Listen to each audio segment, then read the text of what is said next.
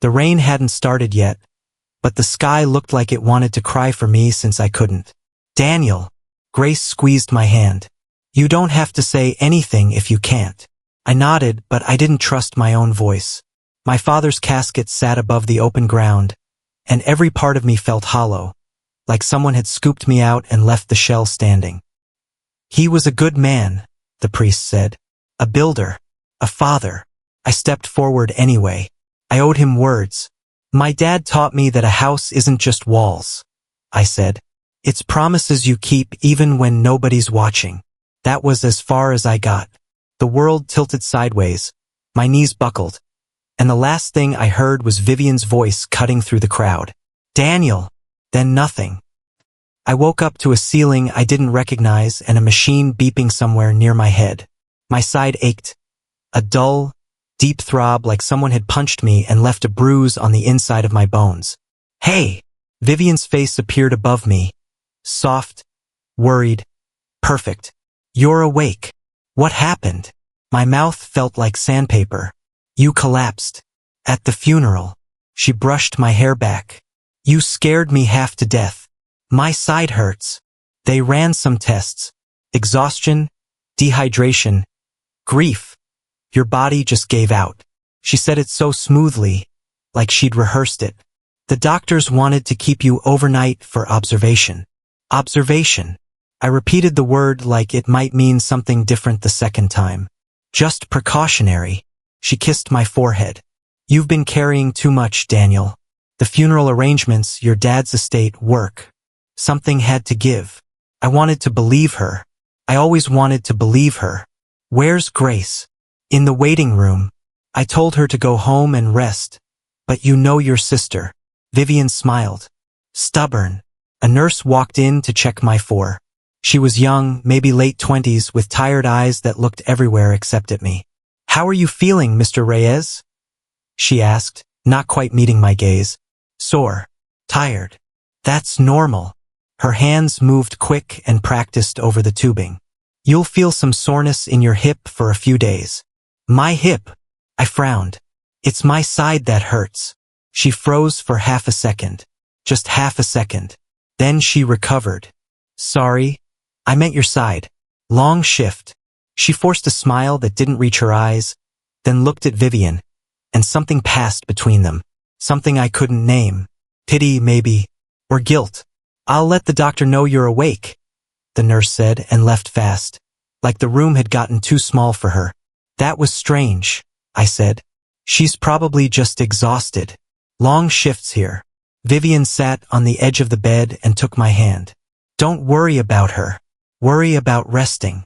Vivian, be honest with me. Was it serious? Would I lie to you?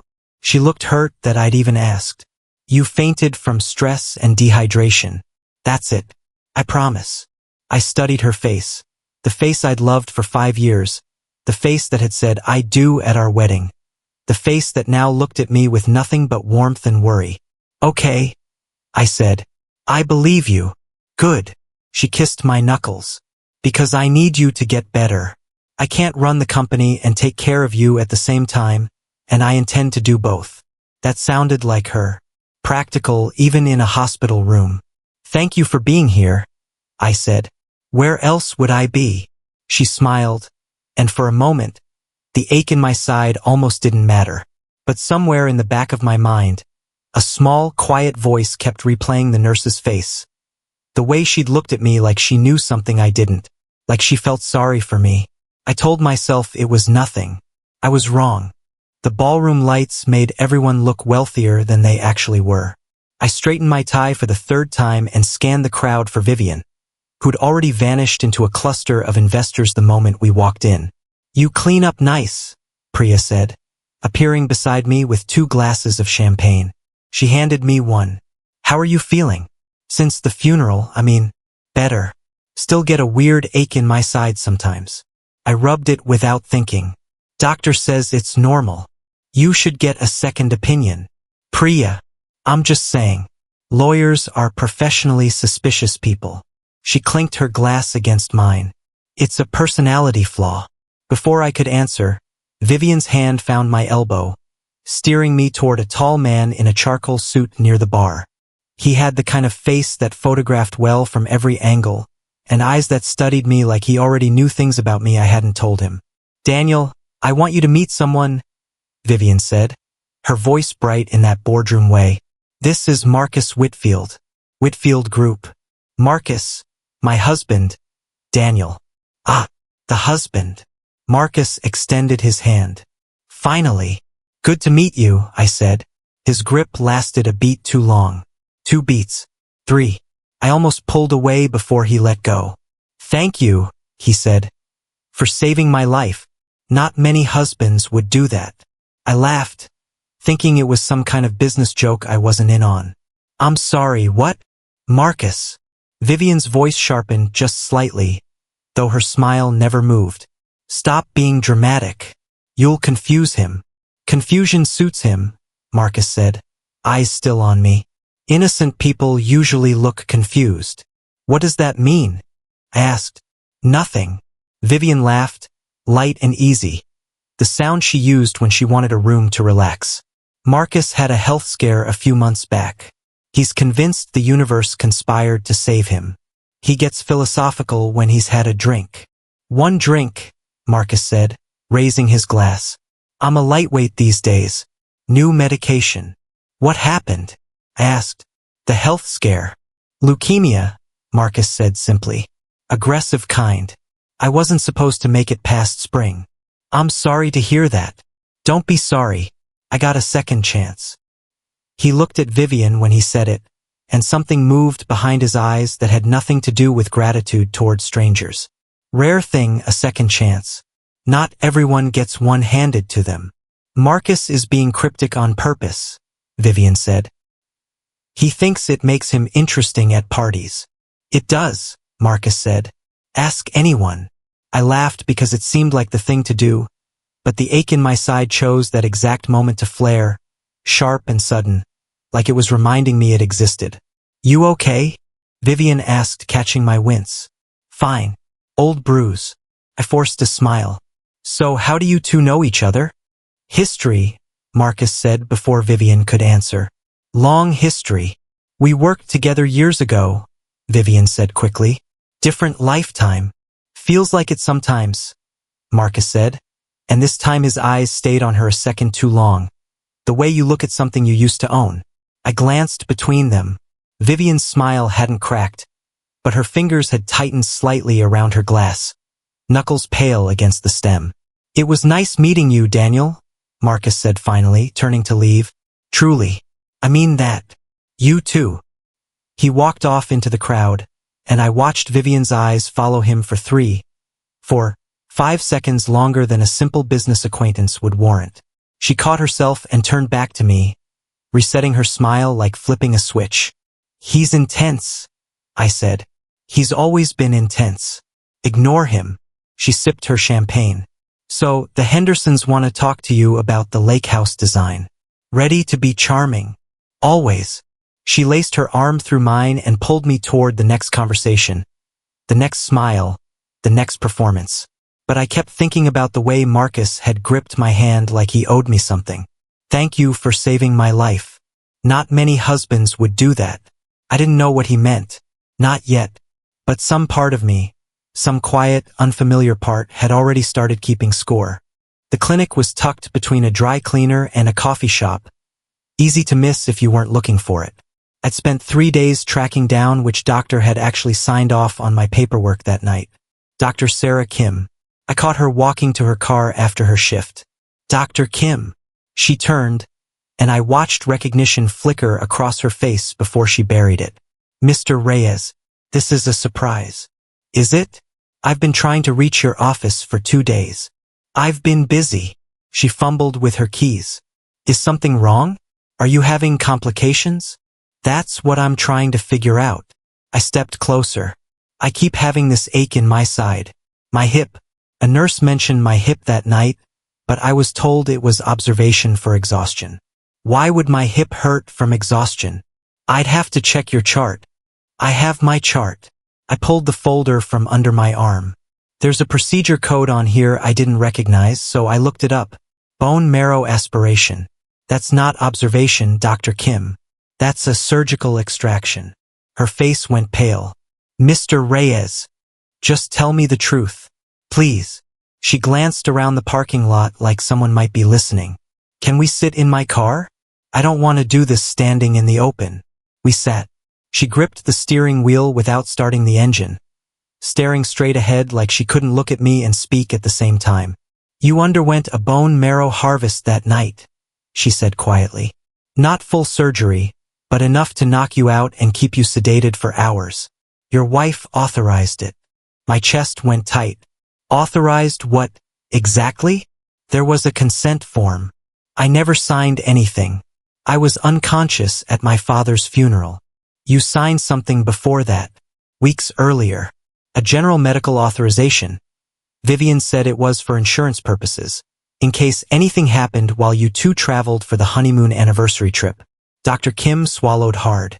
It was broad enough language that it technically covered this. Technically. I repeated the word and felt something cold settle into my stomach. Where did it go? My marrow. She didn't answer right away. Dr. Kim. It was matched to a patient in critical need of a transplant. Rare tissue type. Yours was one of the closest matches in the donor registry, and you weren't even registered. Your wife had you privately tested years ago and kept the results on file. Who was the patient? Silence. Who? Dr. Kim? Marcus Whitfield. The name hit me like a fist to the ribs. I thought of his grip lasting 3 seconds too long. Thank you for saving my life. I thought I might be sick right there in her passenger seat. He said thank you, I whispered. At the gala. He thanked me and I didn't know why. I'm sorry. I assumed you knew by now. No one told me anything. My voice cracked. My own body, and no one told me anything. The transplant was arranged privately, paid for in full outside normal hospital channels, expedited through connections. I was told it was fully consented and above board. I didn't ask enough questions. I should have. Her hands were shaking now. I've regretted it every day since. Then why did you do it? Because your wife told me it was life or death. And because... She stopped herself. Because what? Because it wasn't really her who called first. What do you mean? Eleanor called me. Vivian's mother. She set the whole thing in motion before Vivian ever brought you to the hospital that night. The timeline doesn't work otherwise. You can't arrange a private transplant with donor matching in the hours after a funeral. This was planned in advance, Mr. Reyes. The world tilted the same way it had at my father's graveside. Planned, I said. How far in advance? I don't know. I only know Eleanor made the first call. She finally looked at me, eyes wet. Ask your wife's mother. She's the one who called me first. I sat there, numb, staring at the dashboard like it might explain something. I'm sorry, Dr. Kim said again. I really am. I didn't answer. I opened the car door and stepped out into air that suddenly felt too thin to breathe. My whole marriage rearranging itself into something I no longer recognized. The house was quiet when I got home, all soft lighting and expensive silence. Vivian was in the kitchen, scrolling through her phone with a glass of wine in hand, still in her work blazer. You're home late, she said without looking up. I ordered Thai. It's in the... I talked to Dr. Kim today. That got her attention.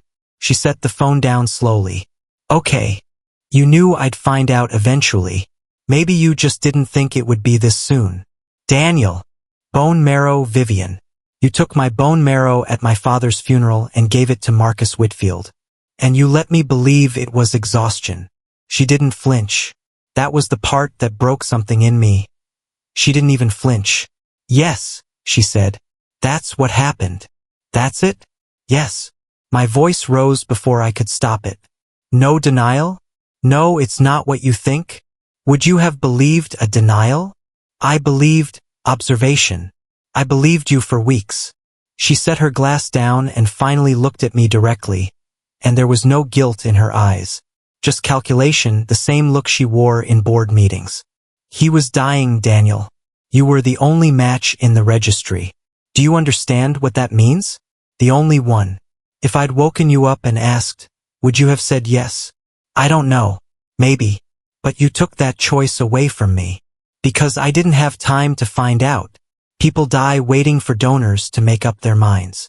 Her voice was rising now too, sharp and precise like she was closing an argument. I made a decision. I saved a man's life. You're upset about a bruised hip. This isn't about my hip. My hands were shaking. This is about you cutting my body open without telling me the truth.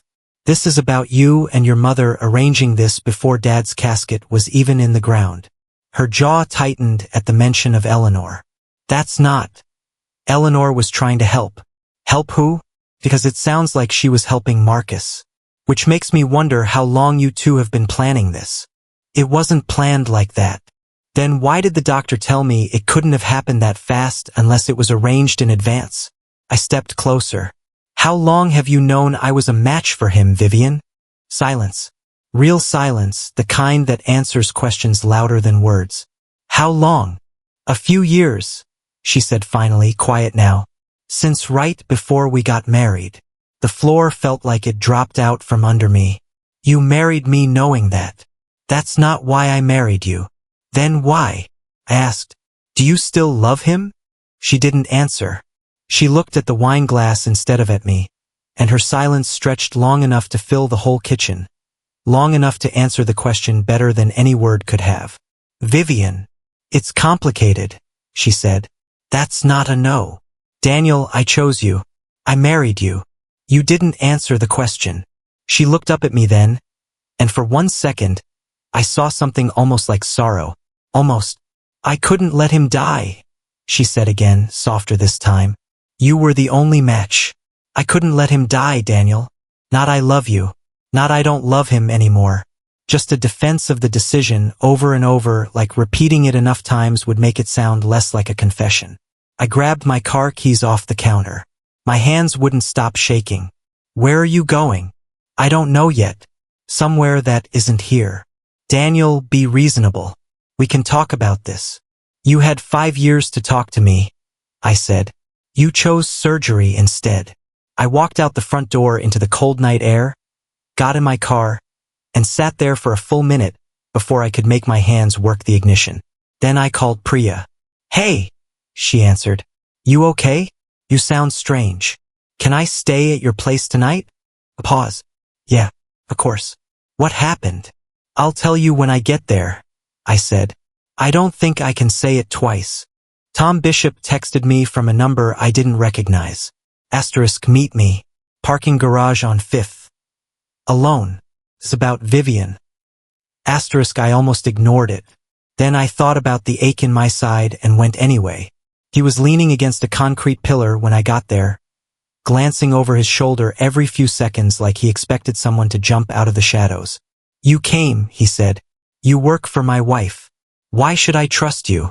Because I've spent 3 years watching things happen that I couldn't stop, and I'm tired of being quiet about it. He handed me a folder, thick, worn at the edges like he'd been carrying it around, debating. I made copies before Eleanor could scrub the servers. What is this? Read it. I opened it under the dim garage light. Emails. Dozens of them dated years back, subject lines like candidate screening and tissue compatibility confidential. What am I looking at? Before you and Vivian ever went on a first date, Tom said. Eleanor had a list. Men in Vivian's social circle who'd agreed to basic health screenings for a company wellness study. Except it wasn't really a wellness study. It was a search. A search for what? A donor match for Marcus. He was diagnosed years earlier than anyone knew, early stage in remission, but Eleanor wanted insurance in case it came back aggressive. Rare tissue type, hard to match. She screened dozens of men close enough to reach easily. You were one of 6. My hands went cold around the folder. I was one of 6. The only match, Tom said quietly. Out of all of them. Once your results came back, Eleanor made sure you and Vivian met. Arranged the introduction herself. Told Vivian you'd be good for her. She set up my marriage. My voice didn't even sound like mine. Like hiring an employee. I don't think Vivian knew the full extent of it at first. I think she started genuinely liking you. But Eleanor never let go of the real reason you were there. Tom looked down. You weren't chosen because you were right for her, Daniel. You were chosen because you were a match for him. In case he ever needed you. I flipped through page after page. Screening reports. My name circled in red on a spreadsheet next to 5 others. All crossed out. Mine left standing. A spare part, I said. I was a spare part with a wedding ring. I'm sorry. Why are you telling me this? You could lose your job. I already feel like I've lost something worse. Watching this happen and staying quiet. He zipped his jacket. Be careful, Daniel. Eleanor doesn't let things go easily, and now you know too much. He walked off before I could ask anything else. I told Grace everything that night, sitting on her couch with the folder between us like it might explode. Daniel, walk away, she said. Take what you know, get a lawyer, protect yourself, and leave. You don't owe them anything else. I know. Then walk away. He'll build your life back. You don't have to fight this. I know that too. I stared at the spreadsheet, at my name circled in red like a prize. But Grace, they didn't just lie to me. They planned me. Years before I ever said I do. They'd already decided what I was for. So make peace with it and move on. I can't. Something hard settled in my chest, steady and cold. If I disappear quietly now, they win. Eleanor gets to keep pretending none of this happened. Vivian gets to keep her company. And I go back to being nobody's whole person, just somebody's spare part. So what are you going to do? I closed the folder. I'm going to make sure they can't pretend anymore. Priya's office smelled like burnt coffee and old case files. I spread my old blueprints across her desk. 3 sets, each one stamped with my signature from years back. These are the coal industries buildings I designed, I said. The downtown tower, the riverside complex, the warehouse conversion. I know these buildings better than anyone alive. Okay. Priya pulled up a chair. What am I looking at? I don't know yet. But if Eleanor's capable of screening husbands for spare parts, I doubt this was the only line she ever crossed. I tapped the riverside complex plans. Something's always bothered me about this project. The permits came through faster than they should have. I noticed it at the time and figured it was just coal industries pulling strings, the way rich companies do. Now you're wondering if it was more than strings. Now I'm wondering everything. I pulled out my laptop. Help me access the public permit records. We worked through the night. Priya knew how to file records requests that didn't raise flags. I knew which stamps and signatures belonged on which documents, and which ones looked wrong the second I saw them. Daniel. Priya turned her screen toward me around midnight. Look at this inspection report. Riverside Complex, load-bearing certification. Signed off by an inspector named Walter Hines. I remember him. Eleanor insisted on using him for all 3 projects. He's been dead for 6 years. I stared at the date on the report. Filed 8 months ago. That's not possible. Someone's been forging his signature to fast-track inspections. Cutting corners on safety certifications and paying off whoever needed paying to look the other way. Priya scrolled further. This isn't just fraud, Daniel. If these buildings have real structural issues, people's lives are at risk. My stomach turned. I signed off on those designs. I trusted the compliance paperwork that came back to me. If there's something wrong with those buildings, you didn't know. That doesn't matter. My name is on those blueprints. I pushed back from the desk, pacing. I've been part of the cover-up without even realizing it. For years. Then let's find out how deep it goes. We pulled 3 more inspection reports. Same pattern. Corners cut. Certifications rushed. Eleanor's approval buried somewhere in every paper trail if you knew where to look. This isn't random, I said. This is a system. She's been doing this for a decade at least. Which means it's not just about Marcus and the Marrow anymore. Priya leaned back. This is real evidence of fraud that could take down the company. Not just embarrass the family. Good. Daniel, I need you to think about this clearly. Once we start pulling this thread, there's no putting it back. Vivian could go down with her mother. Is that what you want? I thought about Vivian's silence when I asked if she still loved him. I thought about the spreadsheet with my name circled in red. She let them use me like a spare part in a hospital bed. She had 5 years to tell me the truth and chose surgery instead. I sat back down. I don't know what I want for Vivian specifically, but I know I'm done being someone people can use without consequences. Okay. Priya started typing notes. Then we build this properly. Not emotional, not sloppy. Documented. Airtight. If we're taking this to the board or the press, it needs to survive scrutiny. I know how these buildings were built. I can explain exactly what corners were cut and why it matters, in language regulators will understand. And I'll handle the legal exposure, make sure nothing traces back to you improperly. She looked at me. This is going to take weeks. Maybe longer. I have time. I picked up the Riverside Complex blueprint, my own handwriting in the margins from years ago, notes I'd made in good faith, never knowing what they'd actually built on top of my work. I designed these buildings to last 100 years. I didn't design them to hide someone's fraud. Then let's make sure the buildings tell the truth, Priya said. Even if Eleanor never will. Marcus's apartment overlooked the river, all glass and quiet, the kind of place that felt more like a waiting room than a home. He looked thinner than he had at the gala, a blanket over his knees even though the room wasn't cold. Thank you for coming, he said. I wasn't sure you would.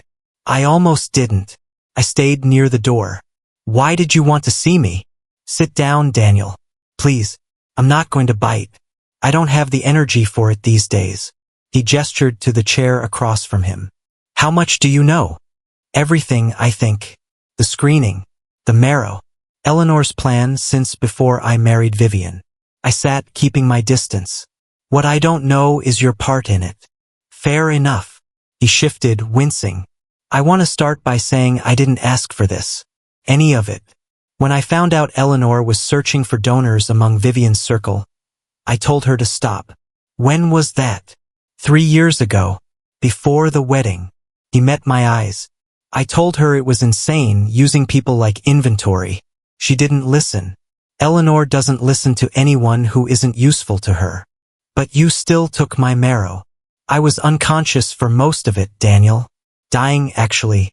By the time I woke up and understood what had been done, it was already finished. His voice cracked. I want you to believe that, even if you don't believe anything else I say. Why should I believe you at all? You shouldn't automatically, but I'm not asking you to trust me. I'm asking you to look at what I have. He reached for a folder on the side table, hands shaking as he handed it over. Once I found out what Eleanor did to you, I went digging.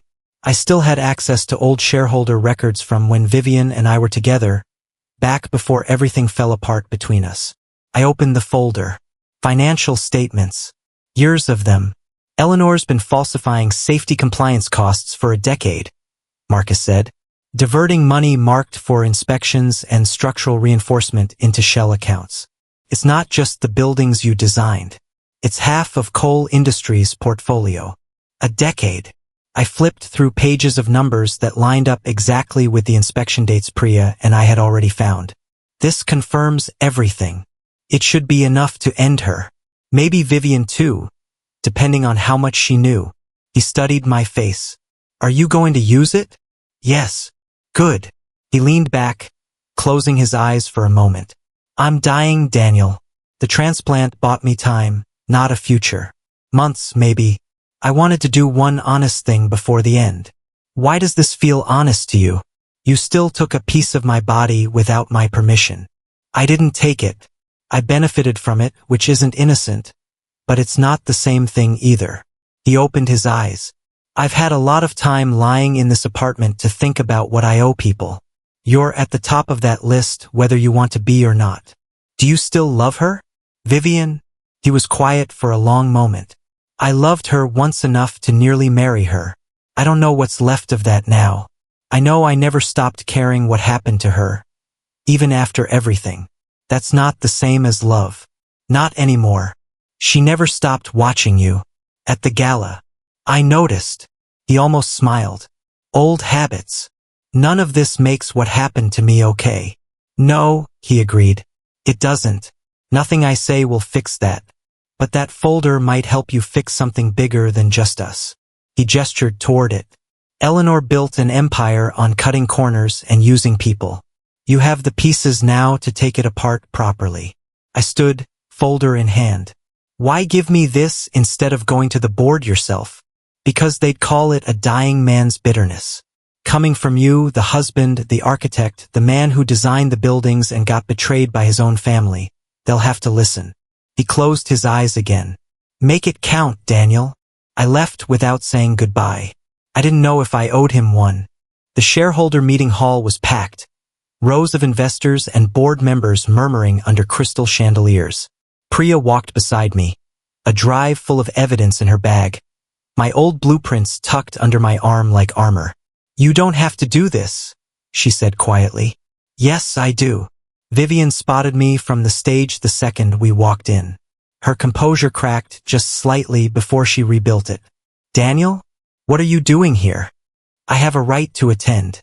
I'm still your husband. I kept walking toward the front. For now. Eleanor rose from her seat in the front row, sharp-suited, unreadable. This is a shareholder meeting, not a family matter. Security. Wait. Richard Cole's voice, quiet but firm, stopped her. He hadn't spoken more than a few words to me in 5 years of marriage into this family.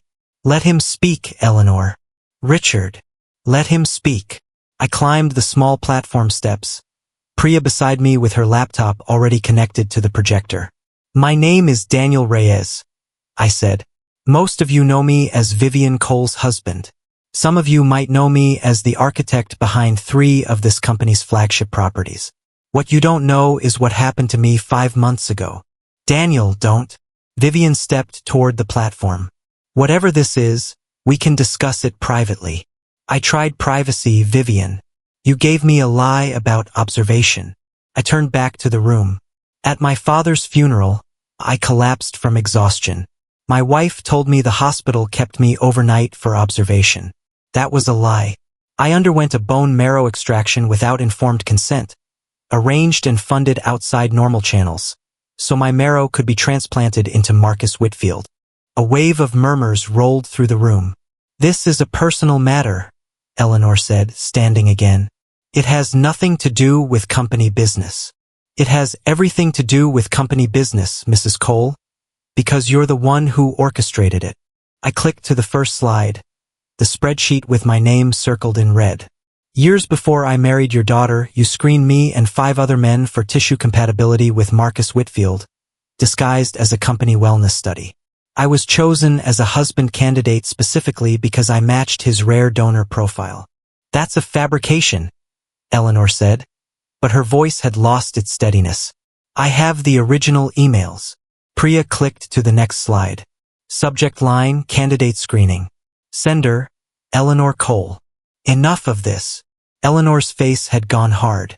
Daniel, I would think very carefully before you continue. You have a lot to lose. I already lost the version of my life I thought I had. I clicked forward again. So let's talk about what you have to lose. These are inspection reports for the Riverside Complex, the Downtown Tower, and the warehouse conversion. All 3 buildings I designed for this company. Gasps moved through the crowd as the falsified signatures appeared on screen. Walter Hines has been dead for 6 years, I continued. Yet his signature appears on safety certifications filed 8 months ago. Someone has been forging inspections and diverting compliance funds into shell accounts for at least a decade. You have no proof this traces to me, Eleanor said, though her hands had started trembling. Actually, we do. Priya pulled up the shareholder financial records. These documents show a consistent pattern of diverted funds authorized under your signature, going back 10 years. People's lives are at risk in buildings this company certified as safe. Vivian stood frozen at the edge of the platform, staring at her mother like she was seeing her for the first time. Mother. Vivian's voice shook. Is this true? Eleanor didn't answer. That silence told the room everything it needed to know. I move that the board immediately suspend Eleanor Cole from all executive authority pending a full investigation, Richard Cole said, standing fully now. his voice steady for the first time I'd ever heard. "And I move that Vivian Cole's decision-making authority be frozen until we determine how much she knew about both matters." "Richard, you can't," Eleanor started. "I've stayed quiet for 30 years while you made decisions I disagreed with," Richard said. "I'm done staying quiet." The board called a vote. It didn't take long. Hands rose across the room, one after another, until the numbers were undeniable. Eleanor removed.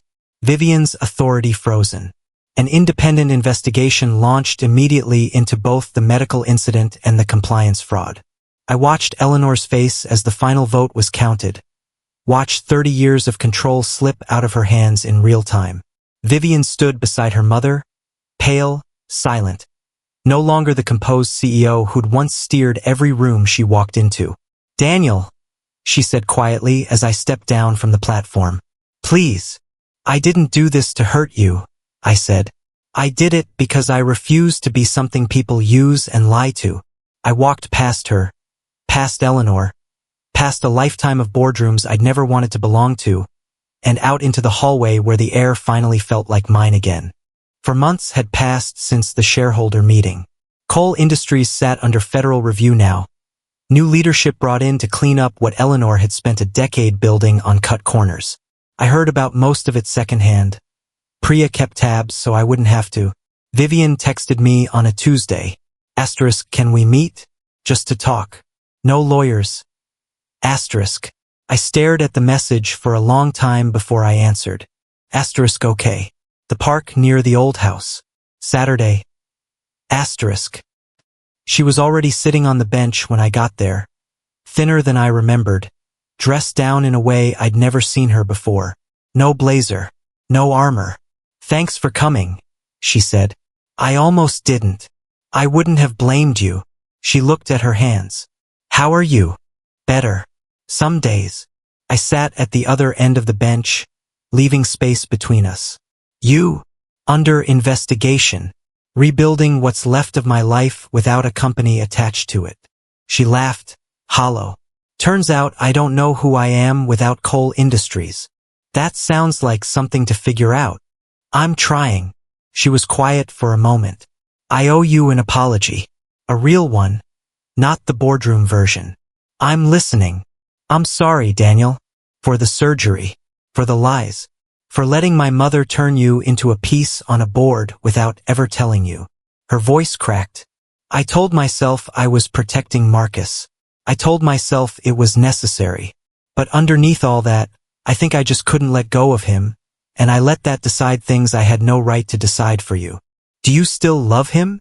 She didn't answer right away, and for once I didn't need her to.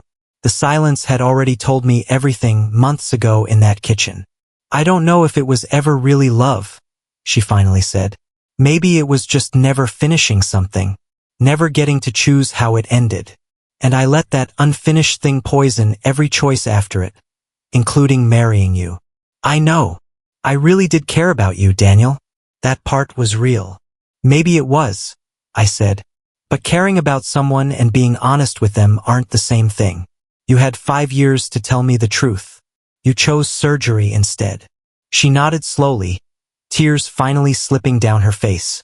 "I don't expect forgiveness. I'm not here to give it. Not yet, maybe not ever." I stood up. "I'm here because I needed to see you say it out loud, so I could stop waiting for an explanation that made sense.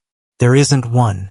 There was just you, choosing him over and over, in ways you never let yourself admit. What happens now? I don't know what happens to you. That's not mine to carry anymore." I looked at her one last time. "I hope you figure out who you are without any of it. I really do. But I'm not going to be part of finding out." I walked away and didn't look back. Marcus passed away 3 weeks later, quietly, in his apartment overlooking the river. Priya told me he'd spent his final weeks giving statements to federal investigators, making sure Eleanor's fraud couldn't be buried again. I went to the small memorial, stood in the back, and left before anyone noticed me. I moved back in with Grace for a while, sleeping in my childhood bedroom like I was 17 again, except this time I wasn't running from grief. I was walking toward something. What now? Grace asked one morning over coffee. I start my own firm, I said. Small, honest. Buildings I design from the ground up with paperwork I actually trust. Dad would like that. Dad would say build it right or don't build it at all. I smiled, the first real one in months. I finally understand what he meant.